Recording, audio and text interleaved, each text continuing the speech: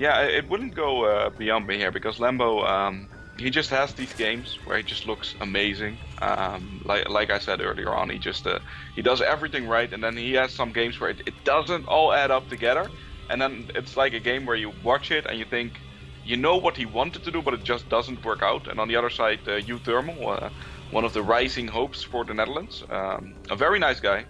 And he's just been performing all around good. And in the matches today against FMTC, he made a lot of things happen with Reapers. But I think that Lambo is not going to be that easily pushed over with the early game aggression. I feel like Lambo is going to respond better to that. Oh yeah, definitely. I'm actually counting on Lambo doing a way better job of defending against those Reapers and against that aggression. You know what they say, the whole point of aggression is to disrupt your opponent's infrastructure. It's not to kill you, it's just to disrupt your build, your economy, your flow, just set you off your game.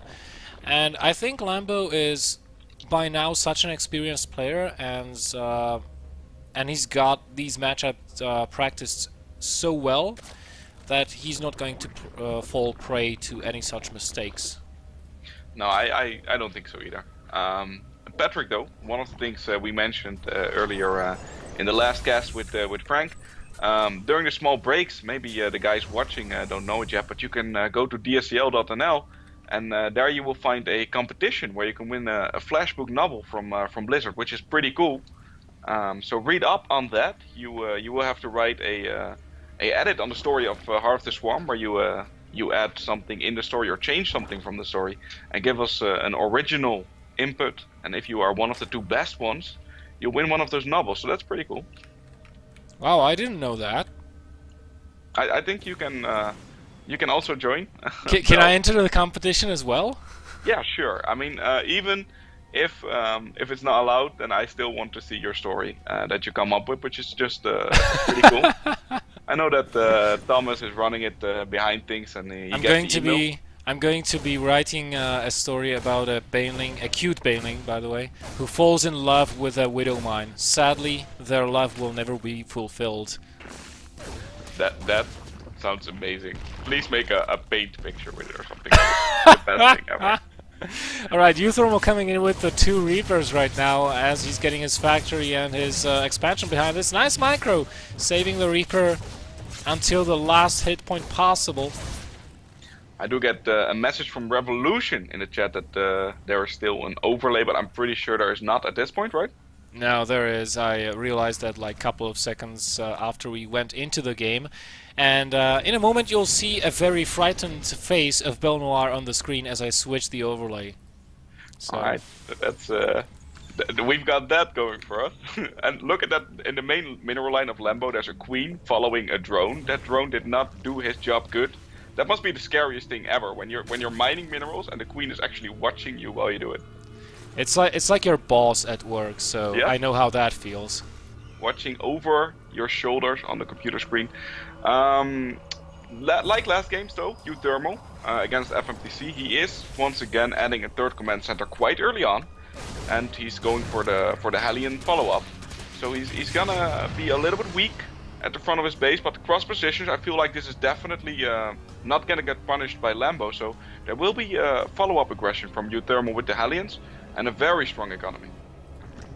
Yeah, definitely there will be. Now, uThermal did lose one of those Reapers, so that kind of lessens his aggressive options with these units. He has to wait for the Hellions right now anyways if he wants to continue this aggression.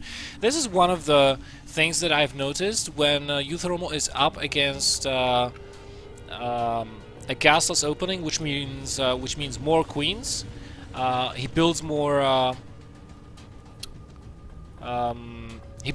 Hellions and only 2 Reapers, and when he's up against a gas opening, he goes in with 3 Reapers because he knows there will not be that many queens. So he's just kind of abusing that fact.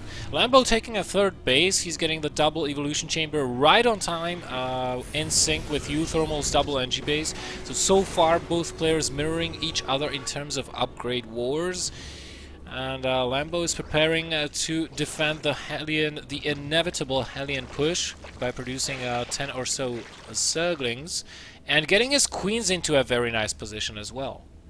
Yep, and here come the Hellions raining fire upon the queens once again in this game, and it looks like he does target the one that has that has energy for the transfusion. So good target fire by uThermal, but he does back off there. He does lose one Hellion, but not a big investment lost or any sort. Yeah, this game is already a huge difference from the ones against FMTC. If we take a look at the units lost, I mean, uThermal, he lost 1 Reaper and a Hellion, and Lambo, 1 Drone, 1 Zergling, and 1 Overlord. That's not a whole lot. Speaking of Overlords, he should probably continue scouting in a little while here. Here's another timing for uThermal that he potentially might try and go for, as Stim is just about to finish.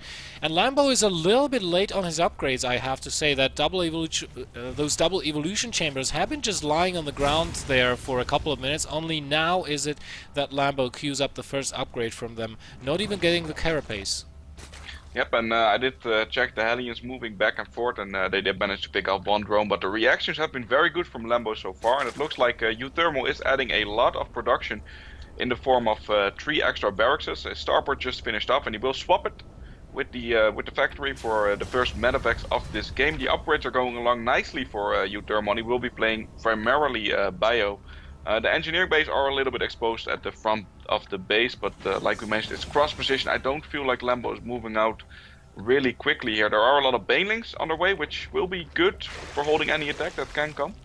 Yeah, these are primarily defensive banelings, to be sure. Lambo tries to take a 4th base. He knows the 3rd is by now well underway for uThermal, and once those barracks finish, Lambo is going to have to start defending because uThermal will start pushing. And here we can see that Lambo's got this matchup all figured out. His Spire is already finished, so he will be able to have enough Mutalisks to start defending versus those drops as they start coming his way. Yep, and I have to say this drop, he has 2 medevacs full of units, and they need to do a little bit of damage here. If those medevacs just die off, that's going to be very bad for uThermal. He also has the Hellions on the left side of the map in wake of those medevacs dropping, but an Overlord does fly just a little bit behind it, so there's no indication that this is coming, and this could cancel the hatchery at the bare minimum. Yeah, it could. And it's probably going to happen. uThermal would be wise to wait until that hatchery actually finishes before he engages. No, he goes immediately, and a cancel might happen here. Yep, a cancel should happen, but he decides Whoa!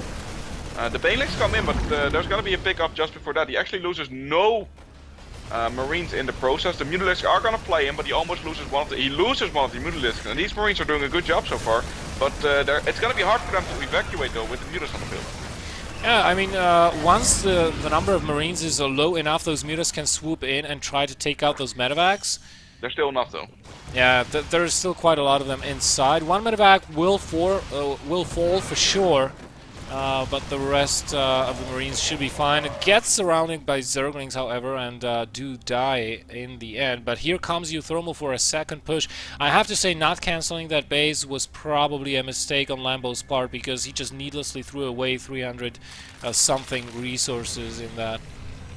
Yep, and it looks like another drop is coming in from uThermal. He's not afraid of the Mutalisk count as of yet, and the drop will progress at the 3rd base from Lambo. All the Zerglings are already rushing to their to the help of those drones, and it looks like there are some Mutalisks, but once again there's enough Marines to pull us back. He does pick up one of the medevacs full of units. Yeah, and there's another very small drop at the 4th base. Tries to delay that one from coming up again. Not very successful in doing that, but you know, uThermal's style of play is more of, I am going to make your head so dizzy you will not know which way north is. And then, when you're sufficiently confused, I will just kill you. And this is what he's trying to go for right now, as tons of Marines and Halberds are marching across the way. Oh, huge detonation on the Banelings, not getting a lot of Marines. And uThermal is being very cost efficient right now with his splitting. Yep, Lambo actually had some decent hits, but he missed out on 1 or 2 Banelings in the end. A lot of the Marines were in red, bleeding for their last breath, but they're getting healed up by the ladies in the sky, and it looks like the supply is very much in favor of uThermal. But some good hits once again from Lambo. He can still make this happen, but he needs to do everything right. No, but there are Widow Mines that are going to start taking care of those Banelings as well. Still a lot of Marines remaining. They have 2-2 upgrades. The Zerglings don't yet have their +2 carapace done. There are not a lot of Mutas remaining on the field. Only 6, that's not really a lot. Yep, and Lambo's actually doing quite a good job with the units he has, but he just doesn't have that many units, Belnoir. That's really the problem here. He's adding a lot of circling, but 4 mutas on the way is not enough. I feel like also 2-2 upgrades from uThermal really helping out, and Lambo gets taken out in the first game, and he was caught a little bit off guard.